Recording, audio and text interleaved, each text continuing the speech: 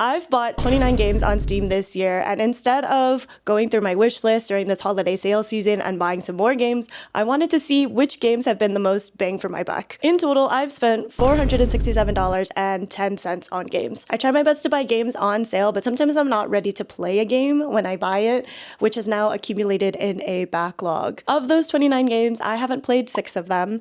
A couple of them are co-op games, so I'm waiting for an opportune moment to play with a friend. A couple of them I'm planning to play on stream, so I got them when they were super discounted, and then a couple of them I just haven't gotten around to. The most expensive game that I bought was Fantasy Life: The Girl Who Steals Time. That was $60, and I bought it around the time of release. The next most pricey games were the Little Nightmares trilogy.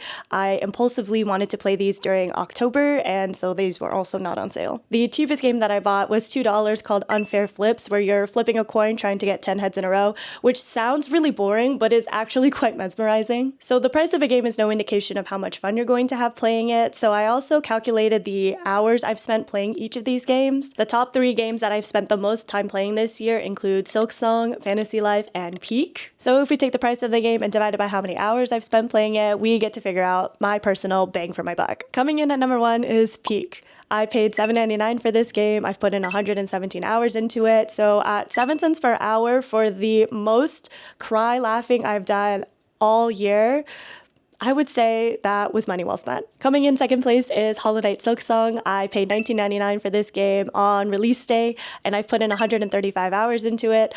And it's my personal game of the year, so it's been worth every penny. After that, we have Celeste, Blueprints, and Fantasy Life, which are at varying price points, and I've put in varying amounts of time into, but Fantasy Life being the most expensive game, I think I got my money's worth on that one. And on the flip side, the most expensive games that I played per hour were the Little Nightmares trilogies. I did enjoy playing these games, but overall, I'm not a fan of horror-style games, and they are relatively short, especially for the price that I paid for them. There's obviously nuance to this. I've played plenty of games that are short that have still stuck with me to this day, but just in my personal experience, they were pretty expensive for what I got out of them. This was a really fun analysis for me to do, and I'm gonna give my past self credit for buying some games that I'm sure are going to be some new favorites, and we'll start tackling my backlog soon.